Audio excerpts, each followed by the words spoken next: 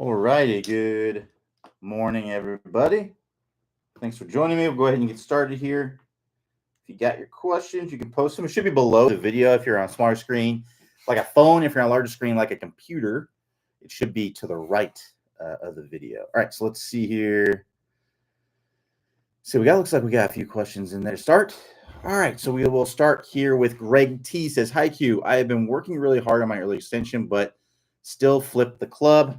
What drills can I do with the blue brick to work on forward shaft lean, and which section addresses this in the top speed golf training program?" All right, so let's go ahead and first let's talk about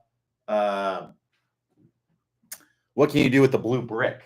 All right, well, if you have a blue brick, if you're not familiar with the blue brick, that's this guy right here. This is a training aid that Clay invented.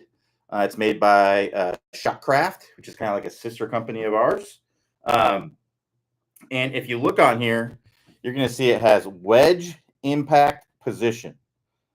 So what you can do is set this puppy down. Then you take an alignment stick, which it comes with these alignment sticks. There we go. And I'm going to put this into that wedge impact position.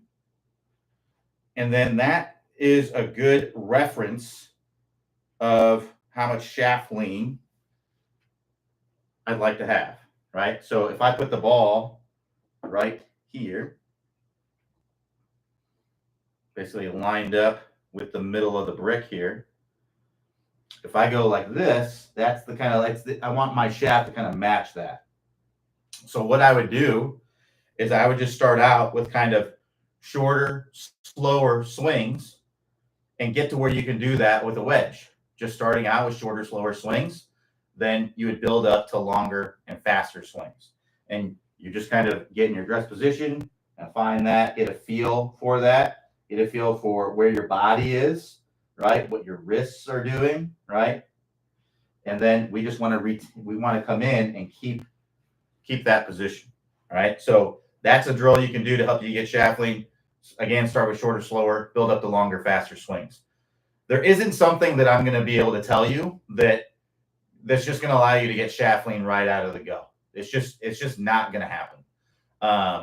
The reason is that now, so let me back up on that a little bit.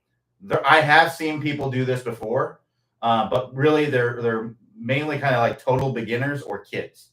If you've been playing golf for a long time and you really extend and flip for a long time, there is nothing I can tell you that is just going to make you start getting shaft lean in a full speed swing with the golf ball. It's just not going to happen. And any instructor that tells you otherwise, I mean, I shouldn't say I wouldn't listen to them. I would listen to them because I'm always all ears if somebody has something. But I've never done it. I talked to Clay about it. He agrees. I've talked to many other instructors about it. They all agree. There's nothing really out there that's just going to make you suddenly do it. So, and my thought with that is that when things are moving really fast, you're going to do what you know how to do naturally, right? And if you naturally know how to early extend and early release the club, then there isn't anything I'm going to be able to tell you that's just going to make you suddenly do that at full speed. So that's why I'm saying you start with slower, shorter swings and you build up to longer, faster swings. And you don't build up until you're able to do it. Because the reality is, if you can't do it in a little chip like this, there is absolutely no way you're going to be able to do it in a full length, full speed swing. It's just not going to happen. So start here and then build up, right? Another drill you can do is with the wedge launch. So that's this one here. It holds the stick basically straight up and down.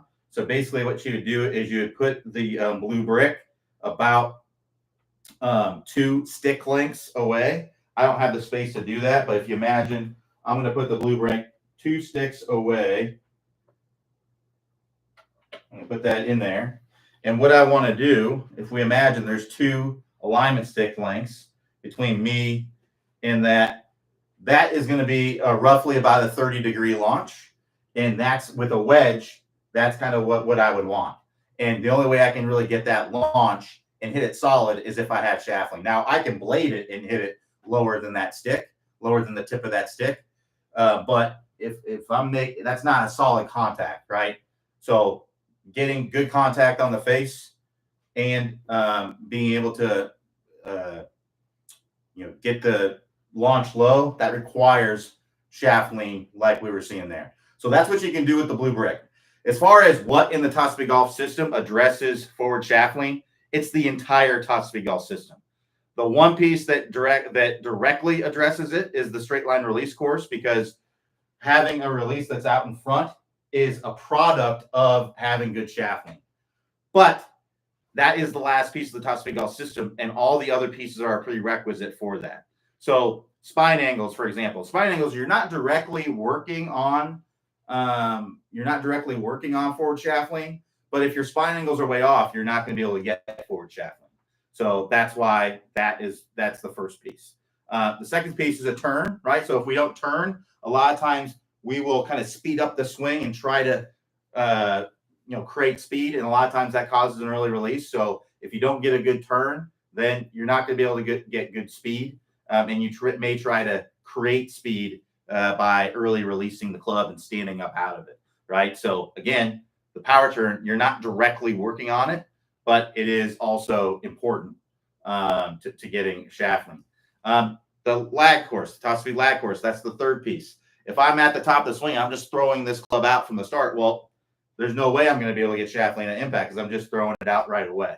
So the top speed lag course, again, that you're more, working on that more specifically there, but still, it's not directly working on impact shaft lean. But another piece, like you have to be able to do it.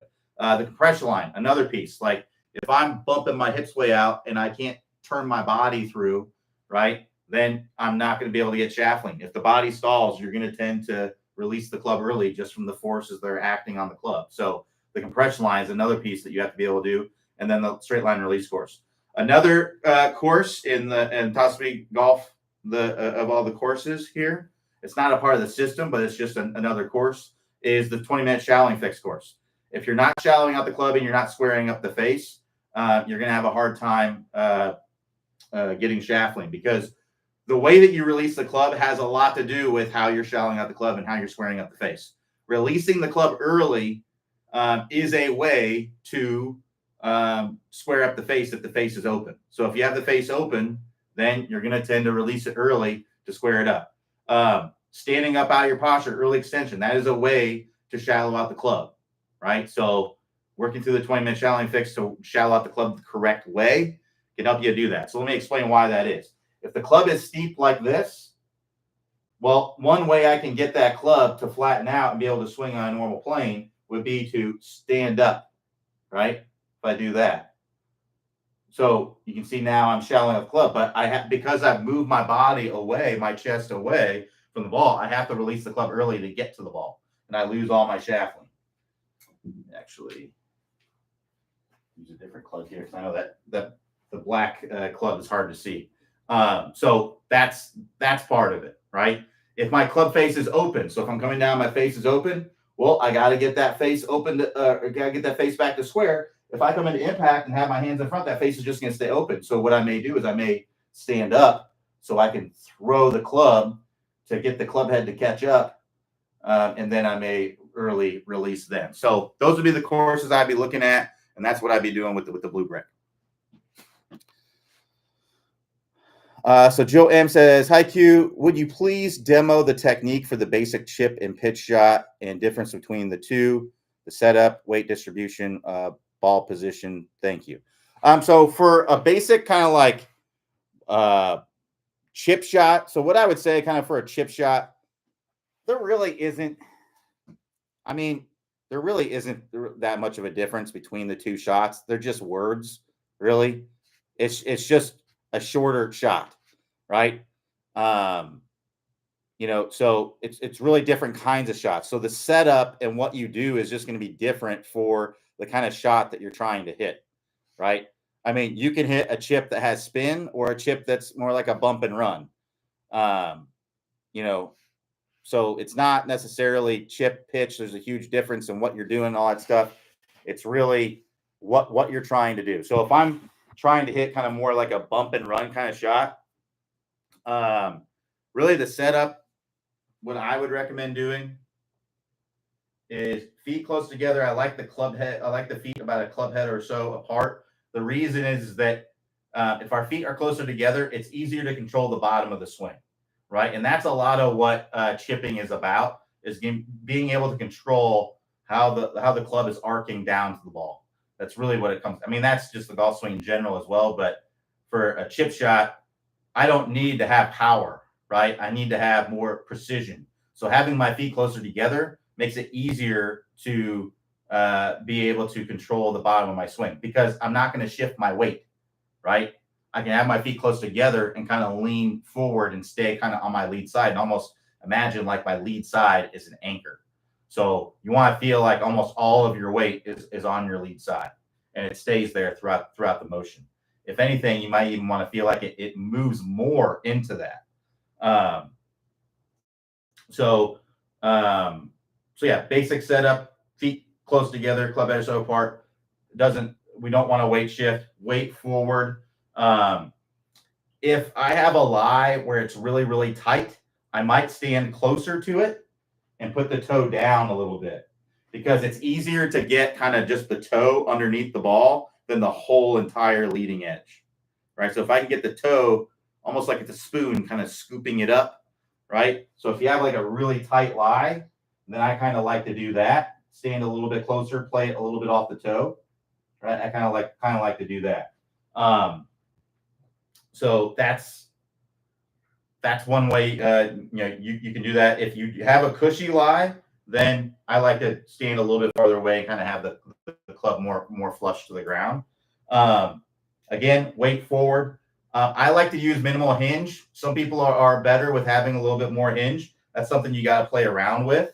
But I like to kind of have minimal hinge and feel like I'm more or less kind of turning my chest back and through. That helps me to control the bottom of the swing more. If I'm really hinging it up a lot, then it's going to be harder for me to control, the loft, the where I'm hitting the ground, and all those things. There are some situations where I might hit it or have a little bit more hinge.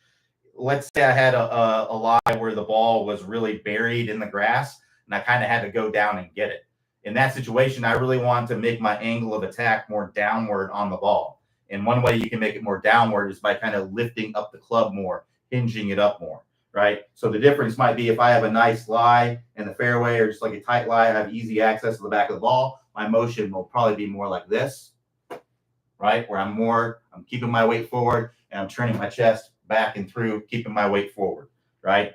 If I have a lie where it's really thick, I don't have easy access to the back of the ball, I got to kind of hit down on this ball, then I might put the ball a little bit more back in my stance, and my motion might be more like this, where I hinge it up, and then I try to drop that club down on the ball to get it to pop up.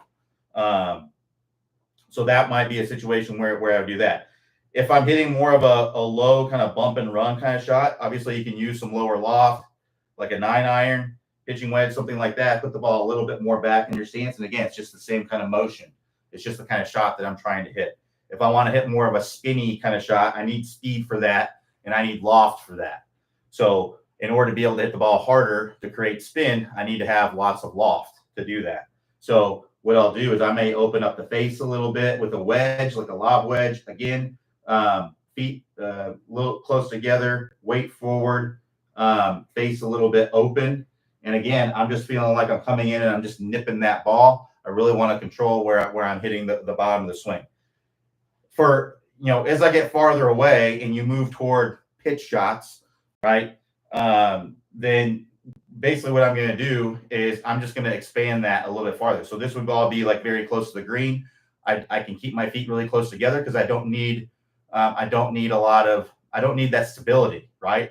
There's not a lot of power or speed that I'm delivering there, so I don't need to have the stability of having my feet a little bit farther apart.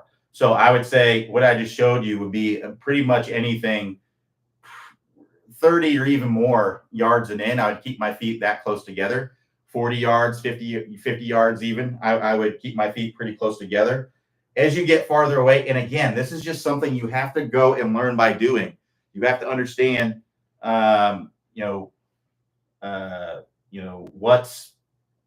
what works for you. Everybody's going to be a little bit different. So for me, like I said, I'll keep my feet this close together. I could hit a 50-yard shot and be very stable from, with like a lob wedge or, a 56 degree or something like that with a high lofted wedge. I could, because basically it's a half swing, right? If I get more up in this area where I'm getting closer to like lead arm parallel with a swing, I'm going to have my feet a little bit farther apart to give me some stability. But it's really kind of the same motion. So if I'm hitting like a 70-yard pitch, right, it might look more like this. Again, my ball position is going to be in the middle, maybe a little bit back in the middle. If I'm trying to drive it in lower, I might even play it farther back, right? Where I put it in the stance is going to be dependent on the trajectory that I'm looking for. If I'm looking for more lower trajectory, I'm going to put it a little bit more back in my stance. If I'm looking for higher trajectory, I'm not going to put it much past the middle of my stance, but if I want even more higher trajectory, then I'll just open up the face a little bit, right, to be able to hit it higher. The reason why I wouldn't push the ball position too much past the middle of my stance is because when you push the ball too far forward, it makes it difficult to make ball first contact. I need to be able to hit down on that ball. So you imagine if I'm set up like this, and it's just going to be hard for me to hit down on this ball. I would kind of have to swing over the top to do that. I wouldn't be able to swing from the inside to do that without really sliding my body forward. So if I'm trying to hit it higher, right, I'll play it maybe a hair forward to the middle of my stance, and I'll just open up the face and let the ball kind of go to the right a little bit because the face is open to create a little bit more loft.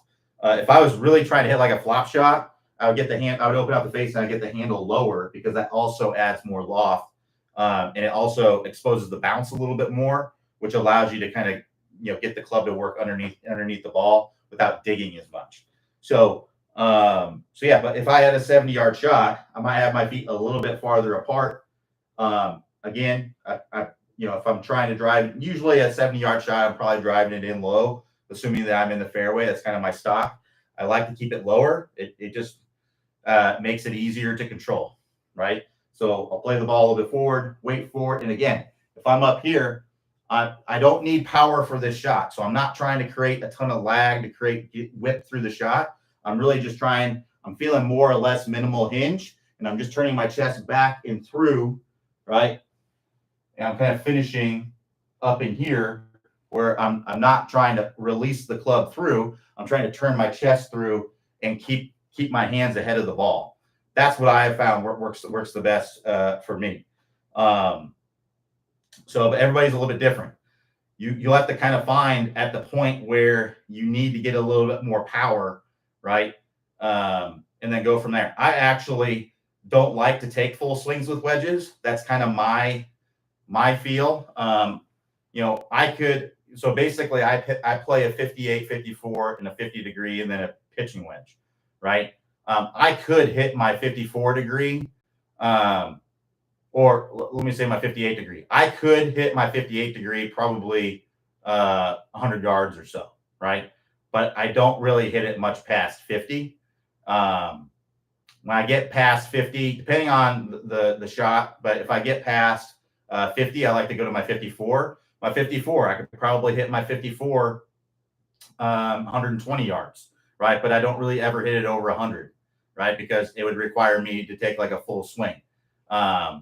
When I get to 100 yards, I like to hit my 50 degree, and I just hit a gauge shot with my 50 degree because it keeps it lower, right? If I hit a full swing 54 degree, because I'm giving it more speed, it's gonna launch higher. It's gonna have a higher apex, right?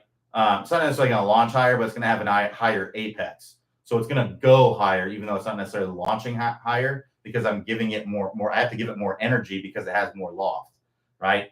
So instead of hitting a 120 yard wedge that would go pretty high, unless I'm wanting to hit it high, like if I have to hit it over a tree or let's say I have some wind behind me, right?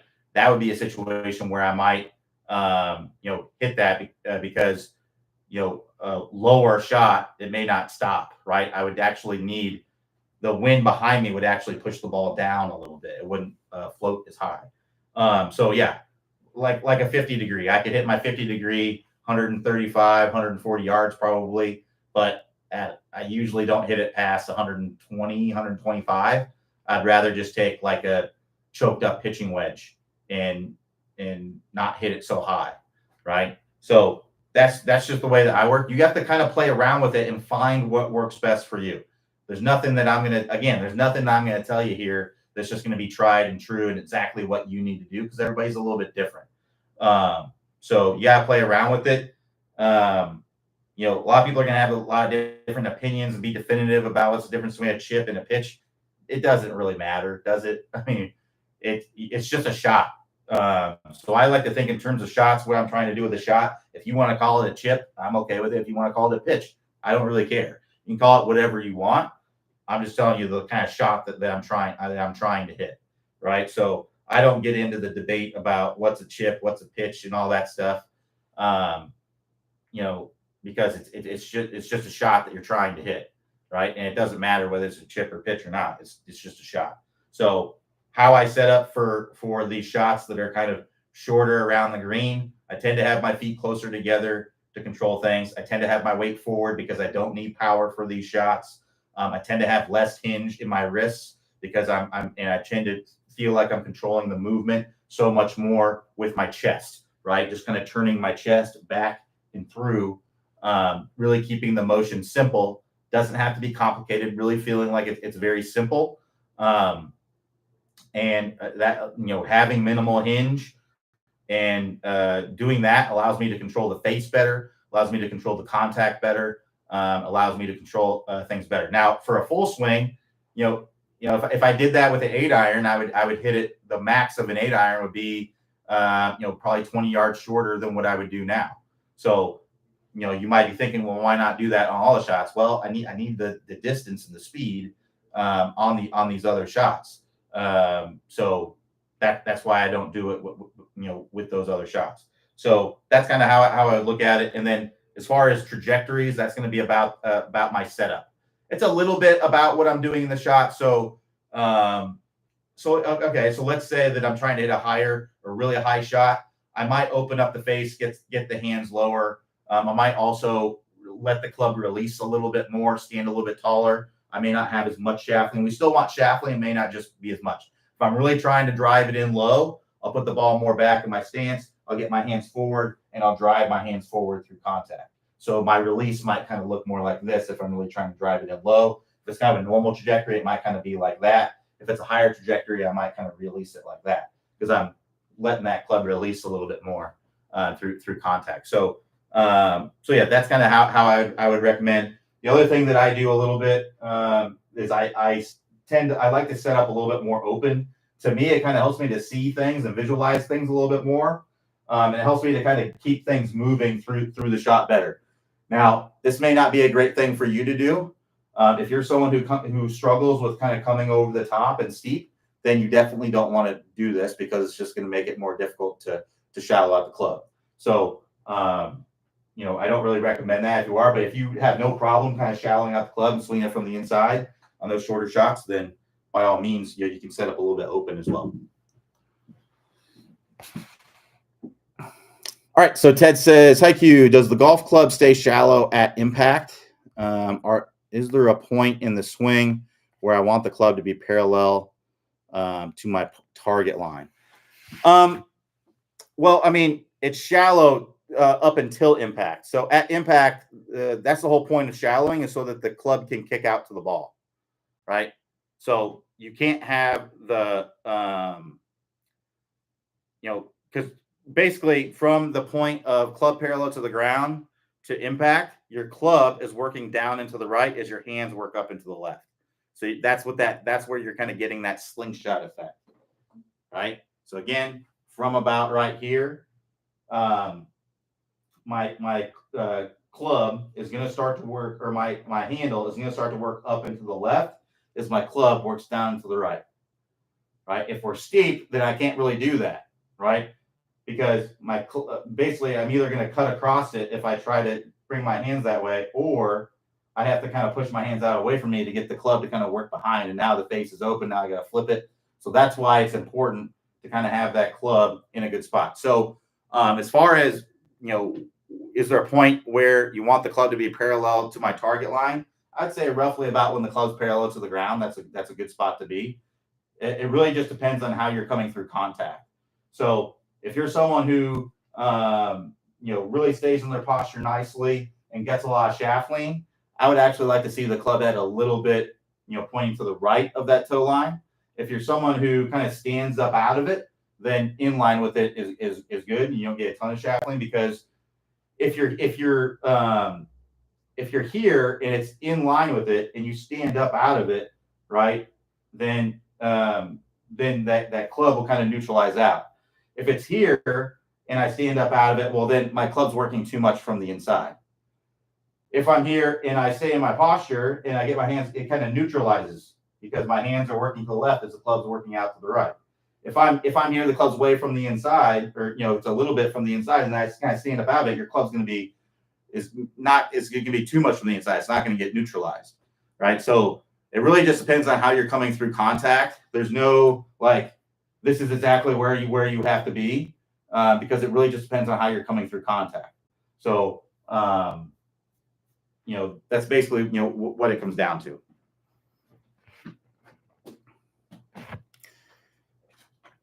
All right, keep the questions coming. We got about 30 minutes left here. I'm going to refill my drink while you all are coming up with questions.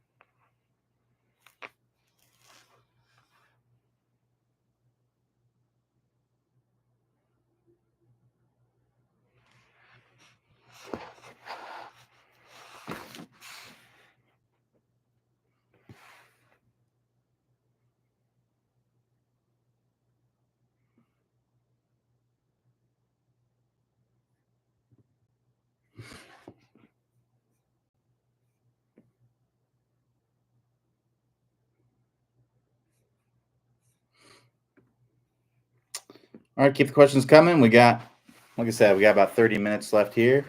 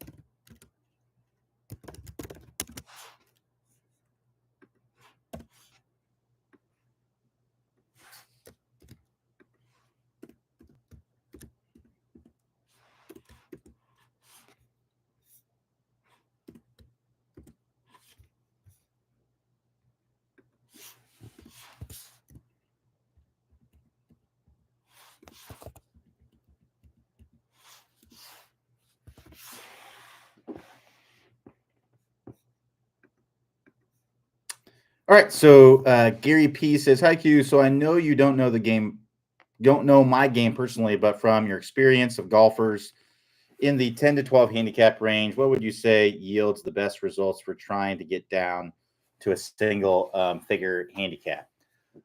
Just really, it doesn't matter what handicap you are. It doesn't matter, um, what level golfer you are. To get better, it's the same thing. You focus on the things that matter the most. So you focus on hitting the ground in the right spot, making hitting the club face in the right spot, uh, squaring the club face, having a neutral path down to the ball. Um, Speed is a part of that. So you said putting, short, irons, driving. So irons and driving, basically your full swing stuff. It's all that. Um, Really chipping, it's kind of short game. It's really all the same stuff too. It's just a matter of controlling it, right? Controlling the speed at which you're hitting the ball. But ball first contact, center face contact, squaring the face, neutral path down to the ball, that all applies to driver, irons, short irons, long iron, middle irons, uh, finesse wedge game, chipping, any of that stuff. It all being able to control all those things matter. So from a technique standpoint, it's the top speed golf system. So just working through the top speed golf system, I'd also throw the 20-minute shallowing fix in there. From a skill standpoint, and I'll explain the difference here in a minute. It's the ball striking masterclass, working through the ball striking masterclass. So what I would recommend doing. So let me explain the difference between technique and skill. So technique is how you move. Skill is your ability to control the way that you move. The top speed golf system, the 20-minute shallowing fix, the 20-minute distance fix. These are all courses that are mostly technique based that get you in the right positions, right? So working through those pieces and not jumping from one thing to another thing. I would say the biggest problem that a lot of golfers have is that they're not focused. Um, they see a YouTube video. It's like, I'm just going to go try that today, right? And then the next day they see a YouTube video. It's like, oh yeah, that sounds like what I'm doing. I'm going to go try that today. It's not complicated, folks. It really, really isn't. If you want to work on your technique, just work on the top speed golf system and work on the 20-minute shallowing fix, 20-minute distance fix, and have a plan when you go to the range. Be like, today I'm doing speed training. So you're just doing the 20-minute distance fix. Or you don't have to just work on that. You can just say, okay, for the first 15 minutes, let's say I got an hour to practice at the range, right? For the first 15 minutes, I'm going to be working on ball first contact only. And that's going to be my focus because that's what I've been really struggling with, right? It'd be drills to help with that, right? And then it might be, okay, I'm going to work on a little bit of technique. I'm going to work on my stable fluid spine. So that's all you're working on is stable fluid spine for maybe 30 minutes. And then you might cap it off and be like, okay, I'm going to do, 15, 20 minutes of speed training. That could be where all you're focused on is that, right? What I find that a lot of people do is they either just try a tip because they're just looking for instant results, right? Because it just doesn't work that way. It comes with reps. Think about anyone who is any good at anything. What do they typically talk about? Right? What do they talk about Tiger? What do they talk about him? Work ethic. The guy busts his hump, right? So anybody who's really good, they bust their hump. They practice a lot. There's no magic pills or magic tricks. You just got to focus. It comes down to understanding what it takes to hit a good shot, right? If you understand that, ball first contact, center face contact, square club face, neutral path, have some speed behind it. That's all you need. That really is all you need. If you watch a video, it's like, you have a flying elbow in your swing. That's not always a bad thing, by the way. There's lots of tour players that have flying elbows. It's about how the club works down. If the club works down in a great way and you have a flying elbow, there's no problem with it. But if you have a flying elbow and it's clearly because of this, the club comes down steep, well then yeah, it'd be worth working on it. And then what I would do is I would go work on it where the focus is getting that elbow in the right place, right? That would be kind of the focus. Putting, it's the same kind of thing, right? What is putting about? Line, speed, read. That's it. Line, speed, read. So practice hitting the ball in the right line, hitting it at the right speed, and reading greens. You can actually put all those things together and just practice. Grab one ball and go to your practice putting green and just hit putts and go through your routine. I know it seems like kind of trivial to do that, but keep it simple. There's no magic drill that's just going to make you suddenly start putting great. Go out there and do something like that. One thing I will say is with putting, pressure comes into it because it's slower movement. So getting better at putting under pressure, playing a game with your friend, right? A game that I like to play is called Stymies. That's a really fun game. That's probably the best putting game that you can do. Put a little bit of scratch on the line, enough that it makes you a little bit uncomfortable, but not so much that it's a problem, right? Because that puts a little bit of pressure on you, right? So so go out there, have a little fun with a buddy. If you're not familiar with what Stymies is just a putting game. So what you would do, so if you're doing just like one-on-one, you can do this with multiple golfers, by the way. But if you're just doing one-on-one, I would do 2 balls. So basically what you would do, somebody would go first and they would hit a ball, right? And what you're trying to do is get both of your balls in the fewest amount of strokes, right? But there's a few rules involved. If you hit somebody else's ball, that's an extra stroke. It's a penalty, right? And that's if you hit it with your own ball, if you hit it with your putter, anything like that. So a lot of times a good technique would be to put a ball like right in front of the hole short. So basically they can't make it, right? You're making it to where they're basically guaranteed to get it too. And if they hit your ball, that's going to be an extra one. Sometimes if they hit their ball, they may hit yours in, and now you get a 1. If somebody else hits your ball in, it's not a stroke that you took, right? So it's actually a really fun, really fun game. So, yeah, basically I would do a game like that, put a little bit of pressure on it. You can play like 9 holes, and do like match play, and then go about it that way. You just count the total number of strokes that you had at the end, and whoever won the hole, you just do match play and go on to the next one. If you do it with like 8, 9 people, it's fun. Just do it with like 1 ball.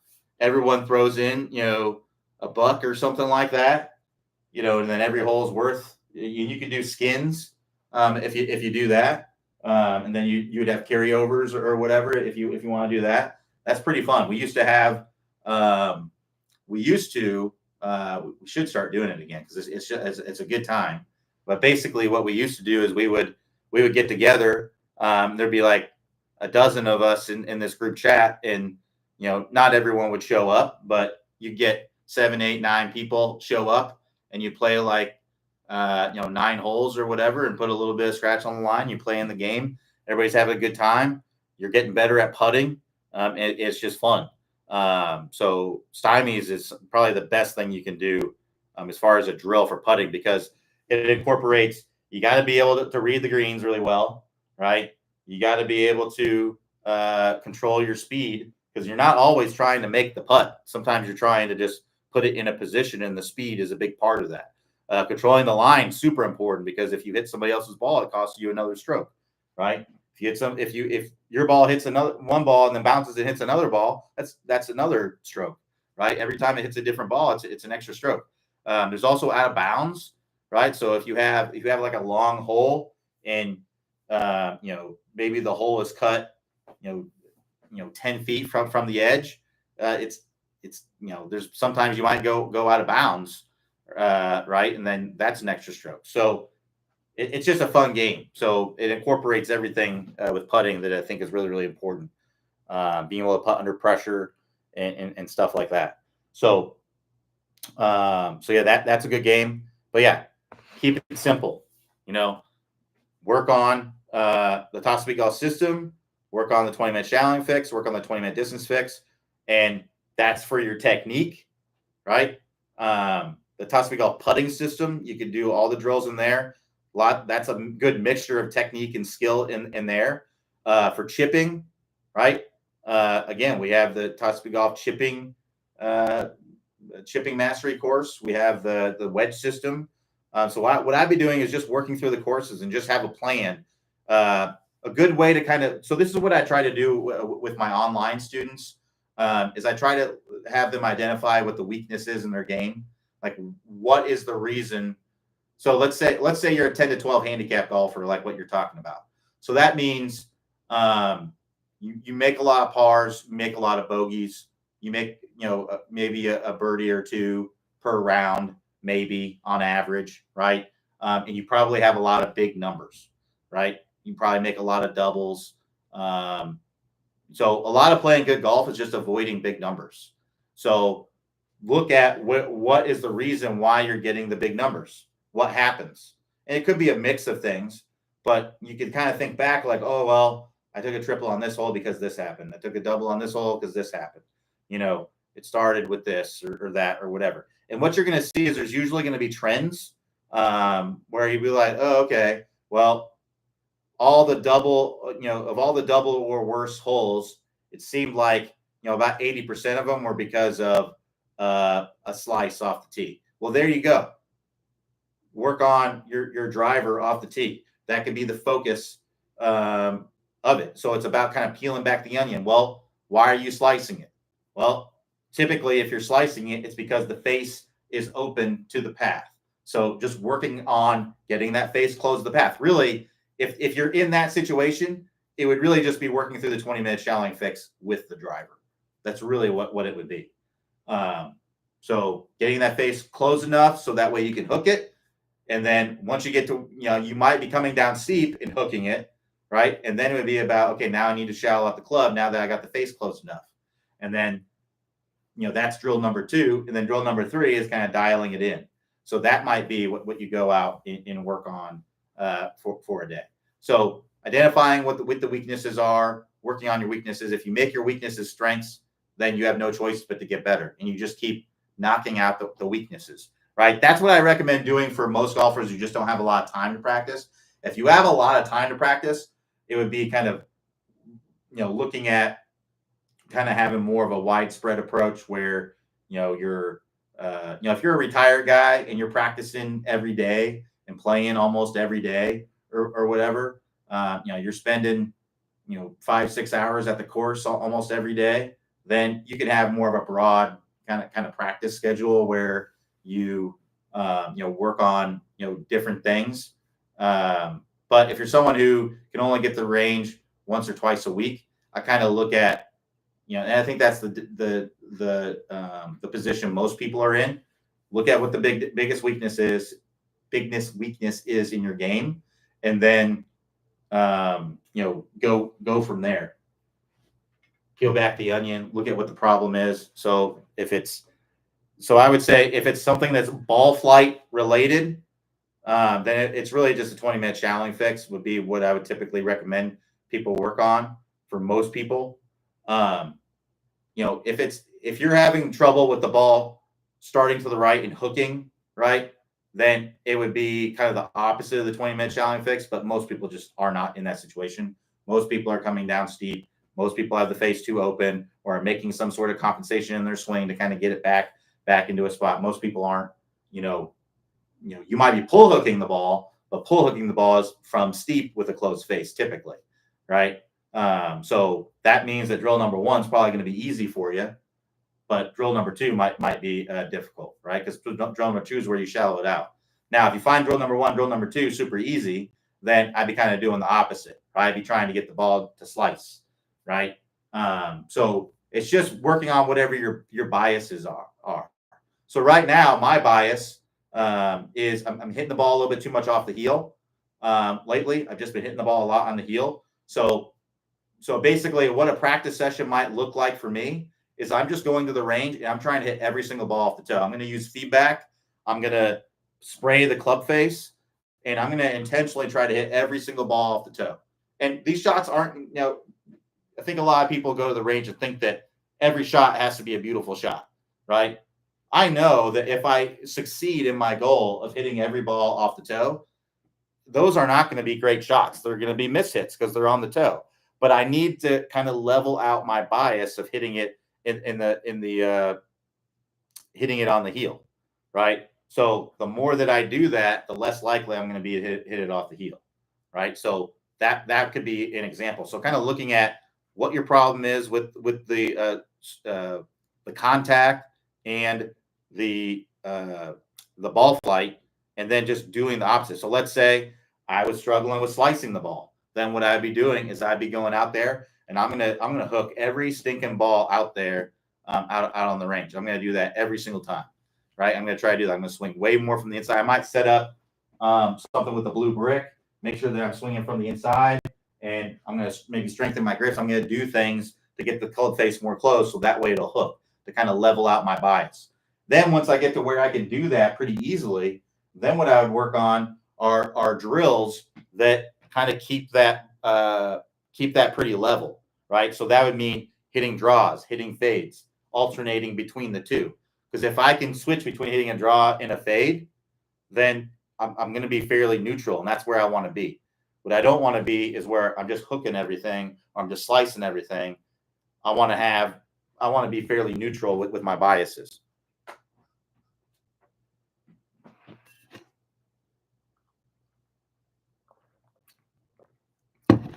So Gordon A says, does keeping your left shoulder facing the target a fraction of a second on the downswing help prevent an early release of the hips and help the club to come from the inside? Certainly can. I mean, it may help you give your arms a chance to kind of lower. Because if we go up to the top and then we just rip the body open and we don't let the arms kind of lower, then you're going to kind of come over the top. So instead of doing that, if you struggle with kind of an over the top move where you're not shelling out the club, really simply just do some constraints-led instruction or constraints-led practice. So what I would do is get a blue brick or something similar where you can set something up like this. But I got a wedge here, so I'm going to put the stick in the wedge setting, and that puts it at that angle. And then what I'm going to do is I'm just going to get here and I'm just going to make sure that I swing underneath this. And if you do that, you don't have to think about the timing of your shoulder. Just swing underneath it. It's much simpler. And you're going to do what comes naturally to you to make that happen, right? And if you have trouble doing it, just slow down, regress to where you can do it. So that means, and what you could do if you have trouble doing it, you could feel like, okay, I'm just going to wait a little bit longer, let my arms kind of lower down so that way I can swing underneath it. But a lot of times you will naturally realize that. You don't have to think, oh, I got to, wait a second, right? You'll just make swings of I just got to swing under this. So as long as I do that, I'll be just fine, right? So that would be kind of what I would, recommend doing, as opposed to trying to come up with all these swing thoughts and stuff like that. Get on this thing and hit a ton of balls on it and get comfortable with it being there, to where it doesn't matter if it's there or not. I'm just going to swing on where I need to be. Excuse me. Makes it much simpler and easier to improve.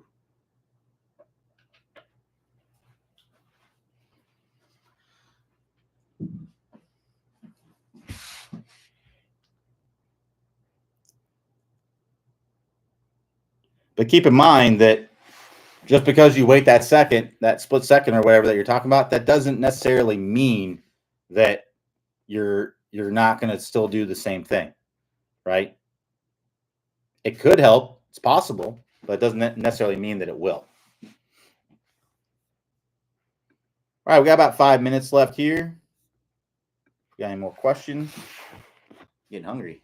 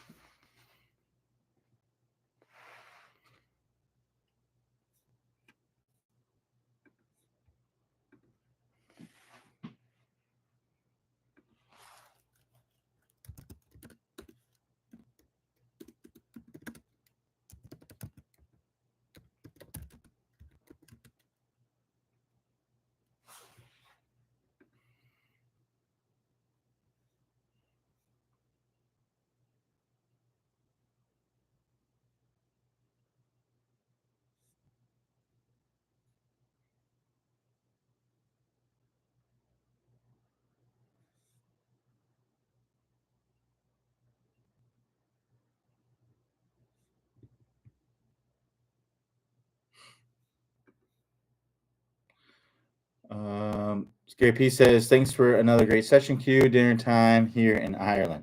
It's about lunchtime here in Florida, so glad I could help.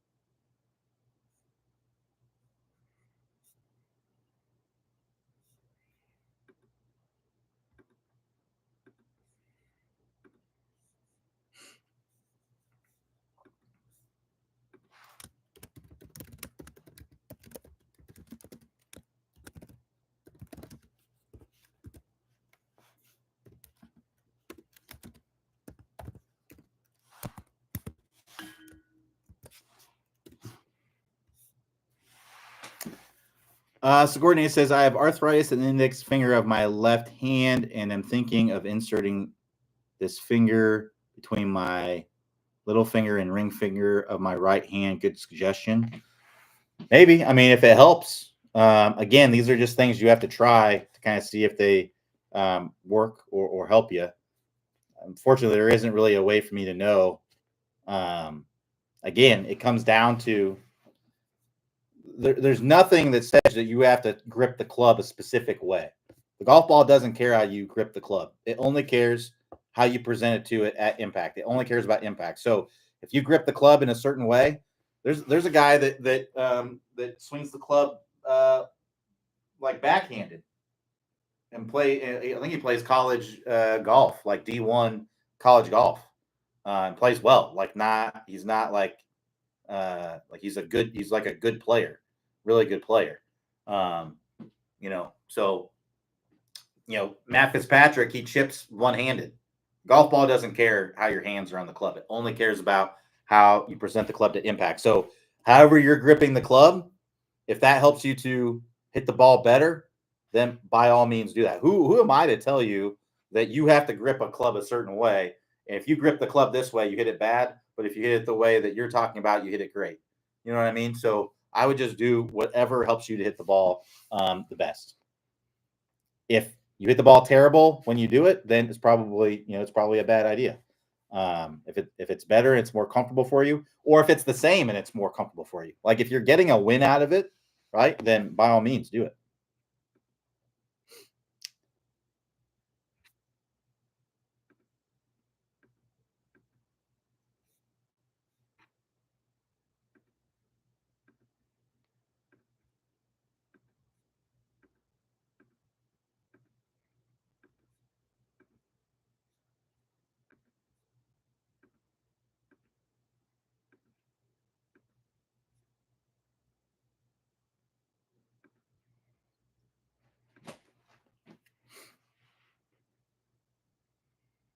All right, we'll go ahead and wrap it up right there. Thanks everyone for joining me. We'll be back here tomorrow, Wednesday, 11 a.m. Eastern time. Everybody have a great rest of your day, and I will talk to you next time.